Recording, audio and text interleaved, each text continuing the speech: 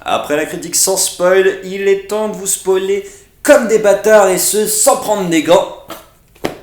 Sans prendre une infinité de gants. Parce que c'est le gant de l'infini. Parce que tout de suite, nous attaquons l'avis global avec spoil d'Avengers Endgame et c'est parti.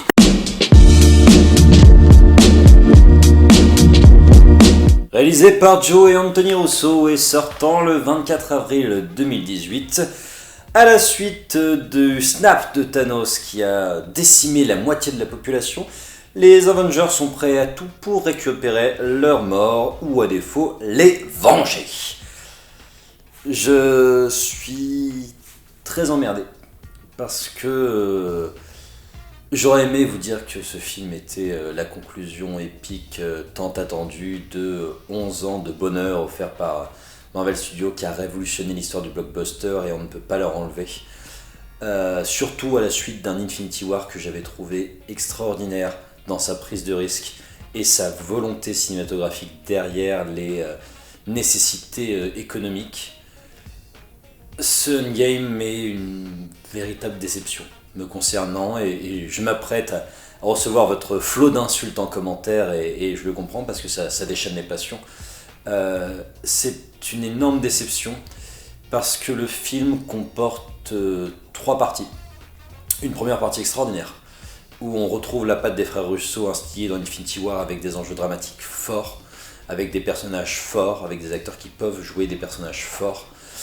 Une seconde partie qui vient titiller l'âme de fan en se référençant largement aux 22 films précédents et qui est plutôt plaisant malgré des maladresses, notamment sur un personnage. Alors je vais spoiler dans cette critique vu qu'on est sur un avis global qui va être assez long, notamment donc sur Thor qui est complètement détruit, sur Hulk aussi, donc le personnage est complètement détruit lui aussi. Et une dernière partie, une troisième partie qui est tout bonnement abominable en fait. Qui est abominable dans le sens où on est sur un fanservice pur. Et je vais pas vous mentir, j'ai pas passé un mauvais moment au cinéma. J'ai plutôt pris mon pied et j'ai été entraîné dans ce grand 8 avec grand plaisir. Le souci, c'est que je viens de voir un fan film. Je viens de voir un fan film. J'ai pas vu de film. En fait, j'ai pas vu d'enjeu dramatique fort. J'ai pas vu de décision de réalisation fort. Finalement, le déroulé du film est assez attendu pour finir sur un troisième acte du cahier des charges du parfait blockbuster avec un combat final dégueulasse qui n'a aucun sens, où ils se permettent de violer la construction narrative du personnage de Thanos pour en faire un débile qui veut juste tuer tout le monde, et un flot de dollars qui éclabousse l'écran, du FX à gogo, des effets spéciaux de partout, mais pas de chorégraphie de combat, pas d'enjeu dramatique dans le combat, pas de visibilité, parce qu'en fait moi j'ai rien compris à ce qui se passait. De toute façon il y avait tout le monde qui sortait, tout le monde se tapait, on remet des sorciers qui n'ont rien à foutre là, on savait même pas qu'il y en avait autant, c'est un bordel monstre de partout, ça n'a aucun putain de sens, c'est une guerre mais il n'y a pas de mort, à part un mort qui est tellement attendu et tellement préparé pendant tout le film que ça en devient risible, et en fait on a toute l'émotion qui aurait dû naître ne naît pas, et ce qui est terrible c'est que la première partie du film fait naître cette émotion. Toute l'émotion qui manque après, elle naît dans la première partie du film, alors que c'est pas le moment où on l'attend. Et en fait, après, on a l'impression que l'ambition créatrice des frères Russo a été complètement rattrapée par la machine Marvel, et on sent, notamment sur cette troisième et dernière partie, le combat final, la nécessité politique du studio. Notamment sur ce plan où on a toutes les nanas qui se battent ensemble en plein milieu sur un terrain guerrier, ce qui est absurde que les nanas disent « Attendez, on va se donner rendez-vous là, maintenant, pour faire un girl power ». C'est pas le moment, tout le monde se bat ensemble, il n'y a pas besoin de segmenter les personnages pour que les femmes soient avec les femmes, les hommes soient avec les hommes. C'est ça qui est le plus machiste en fait, c'est de faire ça. Et globalement on ressent ces lignes politiques, et ce que je reprochais aussi à ce film, c'est que c'est pas tant un Avenger qu'un film à la gloire du MCU. Et moi ça m'intéresse pas en fait. Je vais regarder les interviews, les reportages, les tapis rouges à la gloire du MCU, parce qu'il y a de quoi être à la gloire du MCU. C'est extraordinaire ce qu'ils ont fait sur ces 11 ans, à quel point ils ont fait évoluer le média du comics par le cinéma et réussir à imbriquer les récits ensemble. C'est fascinant, mais sauf que là je viens voir un film, je viens voir les conséquences d'Infinity War, et En sortant de la séance, je ne peux m'enlever cette idée de la tête que pour moi, Infinity War restera la fin de la phase 3, la fin de Marvel. Ils se sont battus, ils ont perdu. Et voilà, et je trouvais ça beaucoup plus fort. Et ce qui est super intéressant, c'est que le film est intéressant sur ses 15 Endgame est intéressant sur ses 15 premières minutes, où c'est les conséquences de ça. Et il te prend complètement à la reverse. Donc je spoil encore comme un gros dératé. Ils vont retrouver Thanos, ils vont se venger comme des bourrins, ils vont le démonter, c'est réglé en 15 minutes. Et on sent toute l'émotion dramatique entre les persos. Tony Stark qui s'en veut d'avoir perdu Peter Parker, Captain America qui est déboussolé de ne pas avoir réussi, Natasha qui a perdu sa famille. Et on sent des enjeux dramatiques forts, même sur Paul Rudd quand il retrouve sa fille 5 ans plus tard, après qu'ils aient tué Thanos. Là, il y a des moments où on ressent quelque chose. Le film s'ouvre sur quelque chose d'intimiste, sur Hawkeye, c'est génial. Il y a de la réal, il y a une caméra portée qui le suit quand il retrouve pas sa famille. Il y a de la réal, on n'est pas sur du plan d'ensemble avec du FX à gogo. On est sur un film, on est sur une ambition cinématographique. Après, ça se perd petit à petit. On a après cette idée de voyage dans le temps qui est pas trop mal instiguée, qui est bien instiguée, parce que je trouve que c'est intéressant comment ils prennent un peu à la reverse les règles du voyage dans le temps, pour dire que en fait, quand tu voyages dans le temps, ça devient ton futur, donc il n'y a pas de futur au futur que tu viens de te créer par le passé. Je sais pas si c'est très clair ce que je vous explique, mais je trouve ça intéressant en tout cas de dire que on peut aller changer quelque chose là-dessus, enfin que le but c'est d'aller prendre quelque chose là-bas, de le ramener, d'utiliser donc les pierres d'infinité chez nous, et après de revenir dans le temps, de remettre les pierres d'infinité pour que la timeline reste la même et que ne parte pas dans des embranchements complètement apocalyptiques. Ça, je trouve ça plutôt intéressant. Le souci, c'est que quand il y a ce 5 ans plus tard, avec certains qui ont encore des enjeux dramatiques à jouer, là, il y a Thor. Il y a Thor qui... moi déjà, Thor 3, j'avais pas accroché sur à quel point ils avaient ridiculisé le personnage. Infinity War a servi à le réinstiguer comme le dieu qui était, comme cette figure héroïque très imposante qu'il était. Là, il est complètement violé. À tort et à travers, c'est très lourd, c'est pas drôle. Et même Chris Hemsworth a l'air de dire dans ses yeux que c'est trop. Même lui a l'air de le ressentir. Et puis il y a Hulk, et Hulk c'est pareil. En fait, ils ont retiré tous les enjeux dramatiques sur ces deux personnages.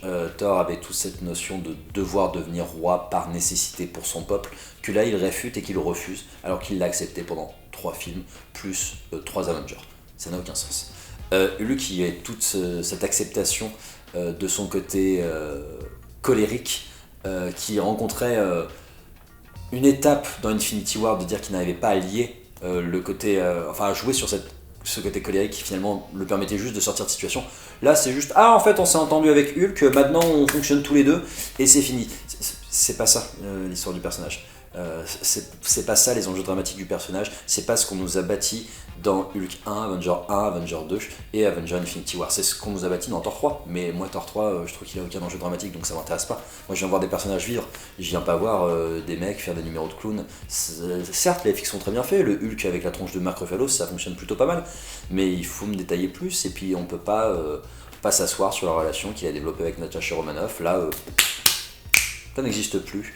Il y a des absurdités comme ça où Steve Rogers avait quand même une relation aussi avec la nièce de l'agent Carter. Ta gueule, ça n'existe plus. On se permet de faire des sauts comme ça qui du coup détruisent les enjeux des personnages parce qu'on leur enlève certaines parties. Et du coup sur toute cette deuxième partie de voyage dans le temps, c'est dommage parce que le côté voyage dans le temps fonctionne bien sur les références, notamment au film Avengers. C'est assez bien fait. Et ce qui est chouette, c'est que comme il y a du dollar et comme ils ont plutôt bien pensé leur com, on s'est pas fait spoiler. Et il y a des tas de surprises, il y a des tas d'acteurs qui reviennent. Et c'est très chouette. Et ça saute aussi sur la scène de l'ascenseur. C'est génial, c'est super. Sauf que c'est à partir du moment où le film n'existe plus. Là, on passe dans du fanservice parce que les enjeux dramatiques ne sont plus présents. Étant donné qu'on peut modifier le temps, les personnages n'ont plus de risques. Le seul risque qu'il y a, c'est qu'on va perdre Tony Stark, et on le sait, minute 1 du film. Parce que le film n'arrête pas d'être à sa gloire et n'arrête pas de le présenter en mode il a un enfant, il recroise son père, il a fait un message au début pour dire qu'il allait mourir. Et du coup, la mort de Tony Stark, je n'ai pas ressenti d'émotion. C'est pas possible. Ce n'est pas possible. En plus, elle est plutôt maligne dans le fait qu'il meurt en faisant le snap et en disant je suis Iron Man et que c'est ce qui va permettre de battre Thanos et de battre toutes ses armées. Mais c'est pas possible en fait que les enjeux dramatiques soient tellement faibles et que sa mort soit tellement prévisible pour que je ne ressente pas le fait de voir partir l'un de mes héros favoris. Ça marche mieux sur Captain America. Je reprends un petit peu la lignée, excusez-moi si je suis bordélique, il est 4h du matin, je sors de la séance. Donc du coup ce voyage dans le temps fonctionne pas mal pour récupérer les pierres de l'infinité qui va ensuite leur permettre d'essayer de ramener tout le monde, de ramener tout le monde même. Et on se perd un peu dans un genre enchevêtrement bordélique via l'intrigue sur Nebula qui va permettre à Thanos lui aussi de voyager dans le temps. Alors bon, ça reste quand même assez... c'est pas très clair de comment est-ce qu'il arrive à utiliser le truc quantique de Hank Pym, parce que c'est pas qu'une formule, il faut aussi savoir comment l'utiliser. Bref. Et tout ça pour arriver sur un dernier acte, qui est le dernier acte avec qui il y a des charges où il fallait tout cocher. Alors, gros méchant pas beau qui a plus aucun intérêt coché. Donc c'est con parce que Thanos, on vous avait dit que c'était votre meilleur méchant. Non, là vous me le barrez. Alors lui, il veut tuer tout le monde. Pourquoi ? Parce qu'il veut tuer tout le monde. Et il a beaucoup d'armées avec beaucoup de méchants qui sont de la bouillie d'effets spéciaux, qui n'ont pas de visage, comme ça on peut les tuer, personne ne nous accusera de tuer de l'humain. Et ça c'est bien, pour un acte final, ça c'est bien. Donc ça, ok, alors ça c'est coché. Alors ensuite, donc il faut qu'ils reviennent. Donc en fait, tout le film ne sert que à préparer cette scène finale, qui n'est même pas bien, qui n'est même pas réussie. Elle n'est pas réussie parce que il rechoppe les pierres de l'infinité, il ramène tout le monde. Thanos revient avec toute son armée, donc là c'est vraiment le rendez-vous, ils se sont dit, alors, ouais, on a rendez-vous à midi pour se battre, c'est bon, on attaque.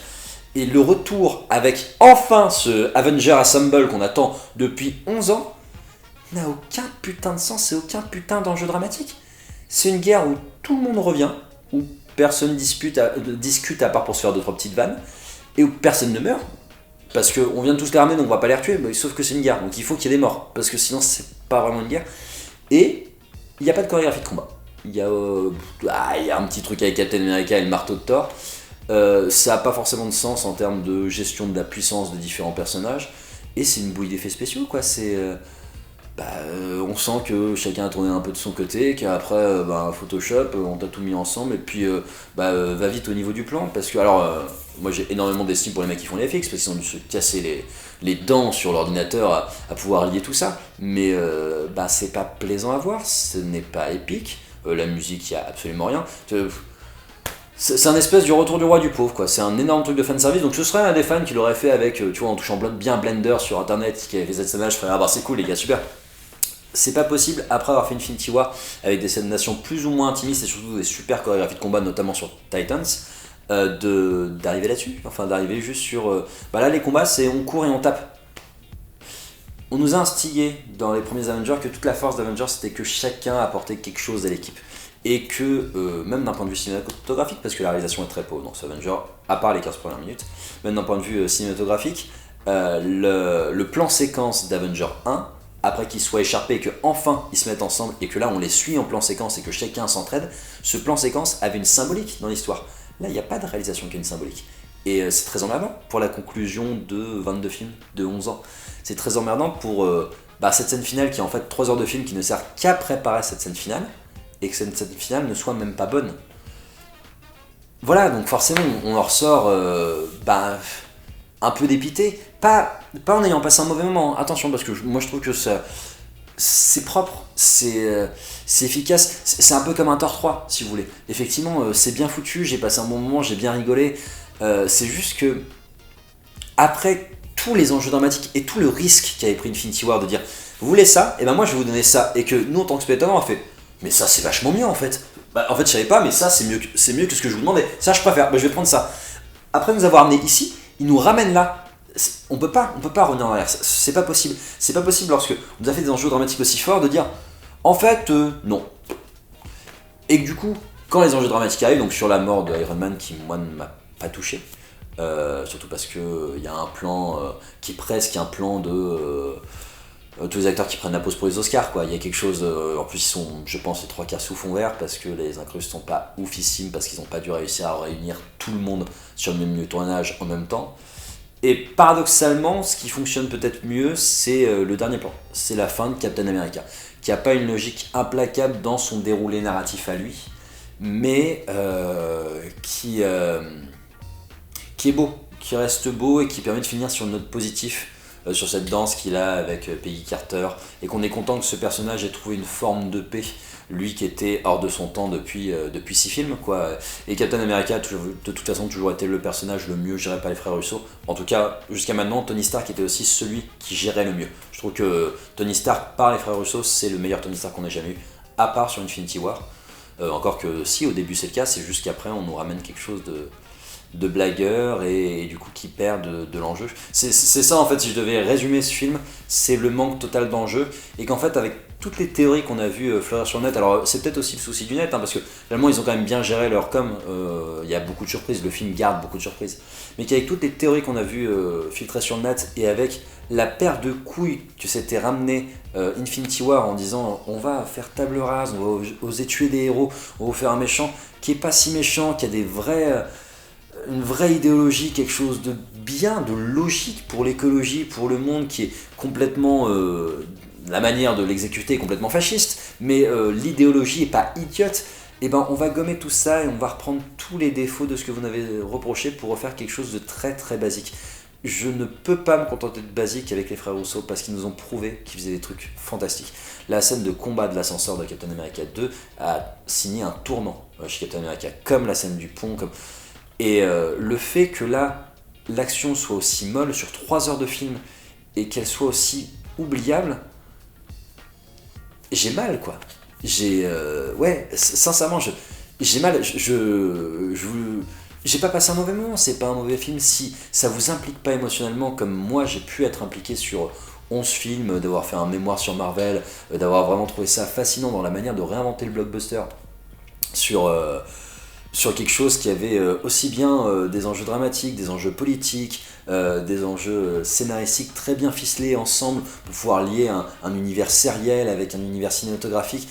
Il y avait quelque chose de fascinant, et en plus on a vu qu'il y avait quelque chose pour le monde people, pour le monde global qui était beau, parce que ça permettait de mettre des sujets en avant, ça permettait de voir aussi un studio de cinéma qui traitait bien ses acteurs, et ses acteurs qui montraient une bonne facette du métier, aussi bien pour ses spectateurs que pour les enfants. C'était des exemples, on les entendait pas s'écharper dans les médias, et qu'on voyait même d'un point de vue professionnel qui s'impliquaient de belle manière, que leurs personnages existaient au-delà de juste la caricature du héros, comme dans beaucoup d'autres blockbusters. Et ouais, moi j'ai mal quand je vois qu'on finit là-dessus, je ne peux que avoir mal, je ne peux que être déçu, même si objectivement, c'est un bon blockbuster. Et c'est peut-être la plus grosse insulte qu'on puisse lui faire. Voilà. Et voilà qui conclut cette critique. J'espère que le film vous a plus plu qu'à moi. Je vous invite à me rejoindre en commentaire pour me dire ce que vous en avez pensé. Et j'en profite pour faire ma page promo. Sachez que pour fêter cet événement qui était la sortie d'Endgame, nous avons tourné un sketch avec Castaway Productions qui s'intéressait au What If. Et si Ant-Man et Hawkeye avaient participé à Infinity War. On s'est bien amusé, on s'est bien régalé, et puis ça a bossé dur notamment sur les effets spéciaux par Alexis Renaud de Castaway Productions. Donc n'hésitez pas à aller jeter un petit coup d'œil, je vous mets le lien en description, et à mettre un petit like, un petit commentaire, enfin voilà, on se met bien. Sinon, comme d'habitude, je vous invite à liker, commenter, vous abonner, et puis je vous donne rendez-vous très bientôt pour d'autres critiques en 180 secondes.